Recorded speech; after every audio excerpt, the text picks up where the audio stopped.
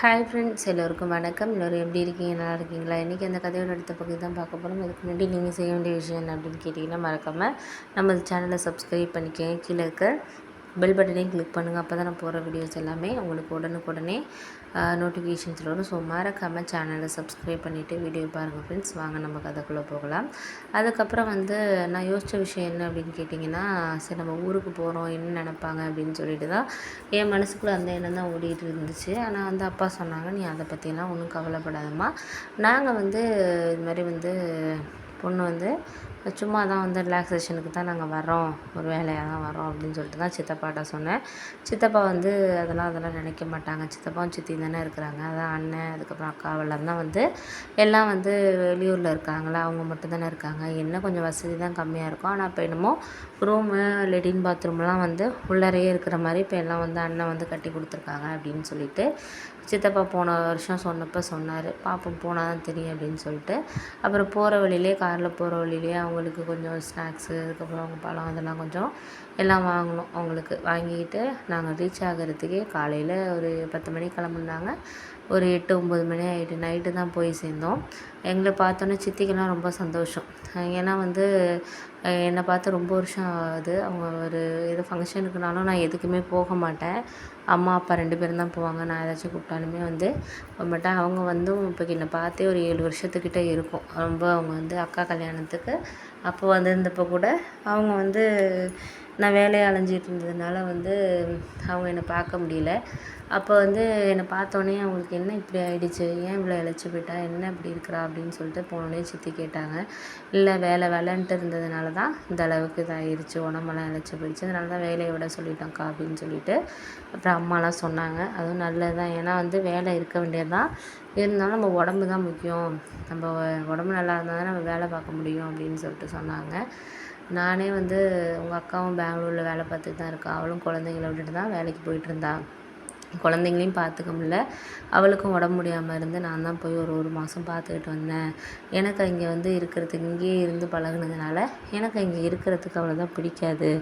அது அந்த வீடும் பார்த்திங்கன்னா அந்தளவுக்கு அங்கே வாடகை தான் அதிகமே தவிர, ஆனால் வீடு நம்ம அளவுக்கு கூட இருக்காது.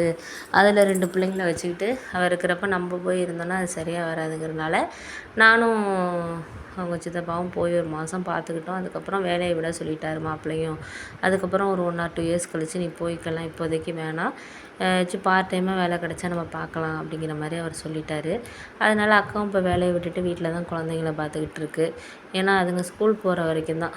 மொதல் பையன் ஸ்கூல் போகிறான், 2வது பையனும் ஸ்கூல் போகிறதுக்கு இன்னும் ஒரு 6 மாதம் இருக்குது. அதை ஸ்கூல் சேர்த்து விட்டா கூட அப்புறம் அவன் கொஞ்சம் பழகிட்டானா 1 வருஷம் கழித்து கூட வேலைக்கு போகலாம் அப்படிங்கிற மாதிரி அவங்க சொல்லிக்கிட்டு இருந்தோன்னே சரி அப்படின்னு சொல்லிவிட்டு அக்காவும் அதனால் முடிஞ்ச வரைக்கும் வேலைக்கு போகிறதுக்கு இது பண்ணிகிட்டு இருந்துச்சு. ஆனால் அதுக்கு ஆசை வேலைக்கு போகணும். ஏன்னா வேலைக்கு போயிட்டே இருந்துச்சுல அது கல்யாணத்துக்கு முன்னேருந்து. இப்போ திடீர்னு அதால் வீட்டில் இருக்கணுங்கிறதுனால அதால் இருக்கிற முடியலை தான். ஆனால் என்ன பண்ணுறது, நம்ம ஃபேமிலின்னு வந்துட்டால் குழந்தைங்க இதெல்லாம் பார்த்துக்கிறதுக்கு நம்ம உடம்பு முக்கியம் இல்லைம்மா அப்படிங்கிற மாதிரி சித்தி சொன்னாங்க. சரி சித்தி அப்படின்னு சொல்லிட்டு அதுக்கப்புறம் இங்கே எப்படின்னா சித்தப்பா வீடு சுற்றி வயல் இருக்கும், நிறைய பூந்தோட்டம், இந்த மாதிரி நிறைய பூக்கள், மல்லிகைப்பூ அந்த மாதிரிலாம் தோட்டம் போட்டிருப்பாங்க. ரொம்ப அழகாக இருக்கும் பார்க்குறதுக்கு. எனக்கு அங்கே போனோடனே ஒரு ரிலாக்ஸாக இருந்துச்சு. இத்தனை நாளாக இந்த விஷயத்த நம்ம மிஸ் பண்ணிட்டோமே அப்படிங்கிற மாதிரி இருந்துச்சு. ஏன்னா அந்த ஒரு 4 செவத்துக்குள்ளே லேப்டாப் இப்படியே இருந்துகிட்டு இருந்தேன். எனக்கு அங்கே வேலை செய்கிறவங்க அவங்கக்கிட்ட பேசுகிறது, டெய்லி காலையில் 6 மணிக்கு எழுந்திரிச்சிடுறது, வயலுக்கு போகிறது, அவங்களோட போயிட்டு ஏதாச்சும் அங்கே வேலை பார்க்குறது, இப்படியே எனக்கு இருந்ததுனால ரொம்ப சந்தோஷமாக இருந்துச்சு. அந்த நாட்கள் என்னால் ஒவ்வொரு நாளுமே புதுசாக தான் இருந்துச்சு எனக்கு அனுபவம். அதோட சித்தப்பா வீட்டில் வாழை மரம்லாம் நிறையா போட்டிருப்பாங்க. சூப்பராக இருக்கும். இங்கே மாடு எல்லாமே வச்சுருப்பாங்க. ஆடு, மாடு, கோழி எல்லாமே அவங்க வீட்டில் வச்சுருப்பாங்க. அதுதான் அவங்களுக்கு பொழுதுபோக்கு. எங்கள் சித்திக்கு அது ஆடு, மாடு அப்படி இருக்கிறது தான் ரொம்ப பிடிச்சிருந்துச்சு. போய் ஒரு 4, 5 நாள்லேயே எனக்கு அந்த இடத்துலேருந்து ரொம்ப ஒரு புதுசாக பிறந்த மாதிரியே இருந்துச்சு அப்படின்னு தான் சொல்லலாம். அந்தளவுக்கு ரொம்ப ஒரு மாதிரி ரிலாக்ஸாக இருந்துச்சு. ரொம்ப சந்தோஷமாகவும் இருந்துச்சு.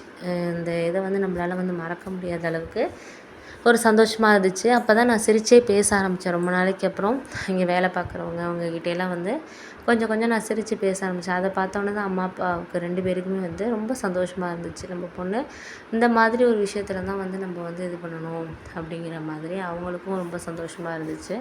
அதை பார்க்குறப்ப எனக்கு வந்து ரொம்ப ஹாப்பியாக இருந்துச்சு. மனசுக்குள்ளே வந்து அந்த சந்தோஷத்தை வெளியில் சொல்ல முடியாது. அந்த அளவுக்கு ரொம்ப சந்தோஷமாக இருந்துச்சு. அதுக்கப்புறம் வந்து சித்தப்பாவும் சித்தியும் கேட்டாங்க, இவளுக்கும் கல்யாணம் பண்ண வேண்டியது தானே, ஏன் மாப்பிள்ளை பார்க்கல என்ன அப்படின்னு கேட்டாங்க. இல்லை இப்போ தான் அவள் வேலையை விட்டுருக்கா, இன்னும் ஒரு 2 மாதம் போகட்டும், கொஞ்சம் அவன் மனசெல்லாம் கொஞ்சம் பழைய நிலைமைக்கு கொஞ்சம் ரிலாக்ஸ் ஆகி வரட்டும், அதுக்கப்புறம் வந்து மாப்பிள்ளை பார்த்து ஆரம்பிச்சிடலாம். இந்த வருஷத்தில் எப்படியாச்சும் கல்யாணம் பண்ணி அவளுக்கும் நம்ம பக்கத்தில் மாப்பிள்ளை பார்த்து வச்சிட வேண்டியதான். அந்த வேலை வந்து சரி இதுக்கப்புறம் வந்து நம்மளுக்கு வேண்டாம் அப்படின்னு சொல்லிட்டு நான் அம்மாக்கிட்டேயே சொல்லிட்டேன். ஏன் அப்படின்னா, அம்மா தான் என்னை ரொம்ப ஒரு மாதிரி எப்படி சொல்கிறது, படிச்சுட்டு வீட்டிலேயே இருக்கிற எதுவுமே வேலை பார்க்கல அப்படின்னு சொல்லிட்டு அவங்க பக்கத்து வீடு அவங்க வீட்டில் உள்ள பிள்ளைங்கள்லாம் எப்படி வந்து வேலை பார்க்குறாங்க, நீ ஏன் அப்படி வந்து படிச்சுட்டு 2 வருஷமாக வீட்டிலேயே இருக்கிறியே அப்படின்னு சொல்லிட்டு எங்கள் அம்மா பேச ஆரம்பிச்சிட்டாங்க. ரொம்ப பேசிகிட்டே இருந்ததுனால தான் சரி வழி இல்லை, நம்ம ஏதாச்சும் ஒரு ஜாபுக்கு போகணும் அப்படிங்கிறதுனால ஒரு பக்கத்துலேயே வந்து ஒரு சிஸ்டம் ஒர்க்கு அப்படிங்கிற மாதிரி சொல்லியிருந்தாங்க. சிஸ்டம் ஒர்க் அப்படின்னு சொல்லிட்டு மாதம் ஒரு 7,000 ரூபாய் சம்பளம் அப்படின்னாங்க.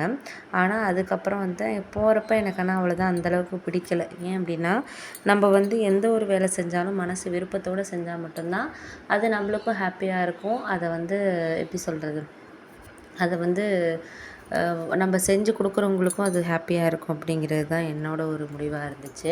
ஆனால் வந்து அம்மா வந்து என்ன யோசிச்சாங்கன்னா, நம்மளுக்கு வந்து நம்ம பொண்ணு வந்து மற்றவங்க கேட்குறதுக்காகனாச்சும் நம்மளுக்கு ஒரு வேலைக்கு போகணும். ஏன்னா எல்லோரும் அதே மாதிரி கேட்குறதுனால நம்ம பொண்ணு வந்து அது மாதிரி கேட்குறதுக்கு ஒரு இதுக்காகனாச்சும் நம்மளுக்கு வேலைக்கு போகணும் அப்படிங்கிற ஒரு எண்ணத்தில் தான் அவங்க இருந்தாங்க. ஆனால் நான் என்ன சூழ்நிலையில் வந்து எனக்கு பிடிக்கல, நான் வந்து படித்ததுக்கு ஏற்ற மாதிரி வேலை பார்க்கணும் அப்படின்னு சொல்லிட்டு அது என்னோடய விருப்பத்தை அவங்க புரிஞ்சிக்கவே இல்லை.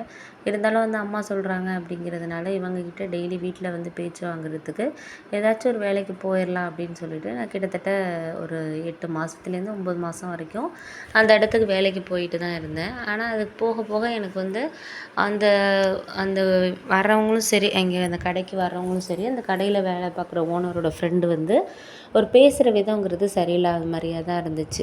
ஏன்னா அவர் வந்து இவங்க 2 பேரும் ரொம்ப நெருங்கிய நண்பர்களுங்கிறதுனால அவரும் சிலப்போ வந்து அந்த ப்ரௌசிங் சென்டருக்கு வருவார். ஆனால் வந்து அவர் வர்றப்போ அவர் பேசுகிறது, நடந்துக்கிற விதம், அப்போ வந்து என் நம்பரை கேட்குறது, இந்த மாதிரிலாம் வந்து பண்ணிக்கிட்டு இருந்தார்.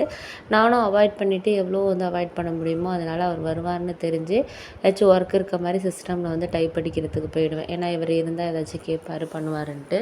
எனக்கு சுத்தமாக பிடிக்கவே இல்லை. அதுக்கப்புறம் சரி ஒரு நேரத்தில் வந்து அவர் ரொம்ப ஒரு மாதிரி அட்வான்டேஜ் எடுக்க ஆரம்பித்ததுக்கப்புறம் எனக்கு முடிவாயிட்டு, இதுக்கப்புறம் நம்ம வந்து இங்கே வேலை பார்த்தோம்னா நம்மளுக்கு பாதுகாப்பு கிடையாது அப்படின்ட்டு நானாகவே ஒரு முடிவு பண்ணி இது மாதிரி வந்து வேண்டாம் அப்படின்னு சொல்லிட்டு ஒரு முடிவு பண்ணிவிட்டு நான் வரல அப்படின்னு சொல்லிட்டு அந்த மாதம் சம்பளத்தை மட்டும் வாங்கிட்டு நின்றுட்டேன். அந்த ஓனர் கூட கேட்டார், என்ன விஷயமா, நல்லா தானம்மா வேலை பார்த்துட்டு இருந்தீங்க, சம்பளம் ஒன்று வேணாலும் நான் ஒரு 1000 ரூபாய் ஏற்றி தரேம்மா அப்படின்னுங்கிற மாதிரி இருந்தார். இல்லை எனக்கு கொஞ்சம் உடம்பு ஹெல்த் இஷ்யூ சார், அதனால தான் வந்து நான் வந்து இது பண்ணுறேன் அப்படின்னு சொல்லிட்டு அவர்கிட்ட நான் சொன்னேன். ஆனால் வந்து எனக்குள்ள பிரச்சனைகள் என்ன அப்படின்னு பார்த்தீங்கன்னா, சில விஷயங்களை வந்து நம்ம வந்து எல்லாருக்கிட்டையும் நம்ம வந்து ஷேர் பண்ணிட முடியாது. ஆனால் என் ஃப்ரெண்டு வந்து லலிதான்னு ஒரு பொண்ணுக்கிட்ட மட்டும் இது மாதிரி சொன்னதுக்கு, நீ வந்து அம்மாவுக்காகலாம் நீ நினைக்காதடி, உனக்கு எது சேஃப்டியாக இருக்கோ அப்படிங்கிறத மட்டும் நீ பாரு, ஏன் தேவையில்லாது உனக்கு பிடிக்காது இந்த வேலை இல்லைன்னா இன்னொரு வேலை, ஒரு இந்த வருஷம் இல்லைன்னா அடுத்த வருஷம் வேலை பார்த்துக்கலாம். ஆனால் வந்து ஒரு நேம்ங்கிறது நம்மளுக்கு இதாகிட்டுனா அது சரியாக வருமா, ஏன் அப்படிலாம் பண்ணுற அப்படின்னு சொல்லிட்டு அவள் எனக்கு அட்வைஸ் பண்ணாள். ஆனால் அதை புரிஞ்சுக்காமல் வந்து அவள் அட்வைஸ் பண்ணாலுமே வந்து நான் இருந்தாலுமே வந்து அவள் போன ஸ்டார்டிங்லேயே நான் இதெல்லாம் சொன்னப்போ அவள் சொன்னாள், இருந்தாலும் நம்ம வந்து ஒரு போய் தான் ஆகணும் அப்படிங்கிற ஒரு இதனால சரி போயிட்டு இருந்தேன். ஆனால் ஒரு ஸ்டேஜில் வந்து என்னால் வந்து அதுக்கு மேலே வேலை பார்க்க முடியல. அதுக்கப்புறம் சரின்னு சொல்லிட்டு வேலையை விட்டுட்டேன். எங்கள் அம்மாட்ட வந்து இது பண்ணதுக்கு போனதே ஒரு 6-7 மாதம் தான் போனேன். அதுவும் அங்கே கூட ஒழுங்காக உனக்கு வேலை பார்க்க முடியலையா அப்படின்னு சொல்லிட்டு என்னை பேச ஆரம்பிச்சிட்டாங்க. நான் எங்கள் அம்மாவிட்ட எனக்கு கோவம் வந்துடுச்சு, நான் உன் பொண்ணு வந்து ஒழுங்காக இருக்கணுமா இல்லை எங்கேயாச்சும் போய் இதாகணுமா அப்படி இப்படின்னு எங்கள் அம்மாட்ட பேசினோன்னே எங்கள் அம்மாவுக்கு அப்போ தான் புரிய ஆரம்பிச்சிச்சு. சரி ஏதோ ஒரு விஷயம் நடந்திருக்கு, அதனால தான் வந்து வேலையை விட்டுருக்கேன் அப்படின்னு சொல்லிட்டு அதுக்கப்புறம் எங்கள் அம்மா பேசவே இல்லை. அதுக்கப்புறம் எங்கள் அப்பா தான் வந்து வந்து கேட்டார், என்ன பிரச்சனைமா என்னம்மான்ட்டு. அதுக்கப்புறம் எங்கள் அப்பா கிட்ட நான் அந்த விஷயத்த சொல்லிட்டேன். இங்கே வந்து ஒருத்தர் வராருப்பா, அந்த ஓனரோட ஃப்ரெண்டு. அவர் நடந்துக்கிற விதம்லாம் சரியில்லை, எனக்கு அதுக்கப்புறம் போனால் இங்கே சேஃப்டி இருக்காதுன்ட்டு தான் நான் நின்றுட்டேன்ப்பா அப்படின்னோடனே, அப்புறம் எங்கள் அம்மாவை பிடிச்சி திட்டினா, பிள்ளைய வந்து வேலைக்கு போகலை வேலைக்கு போகலைன்னு எப்போ பார்த்தாலும் பேசிகிட்டு இருக்க, அவள் வந்து வேலைக்கு போக மாட்டேன்னு சொல்லலை, போயிட்டு 9 மாதமாக போனான், அங்கே பிள்ளைக்கு வந்து ஒரு இது இல்லாதப்ப அங்கே எப்படி போக முடியும் அப்படி இப்படின்னு சொல்லிட்டு அவர் வந்து புரிஞ்சுக்கிட்டார். அப்பா புரிஞ்சுக்கிட்டு அதுக்கப்புறம் வந்து அதை வந்து அவர் உணர்ந்தார்.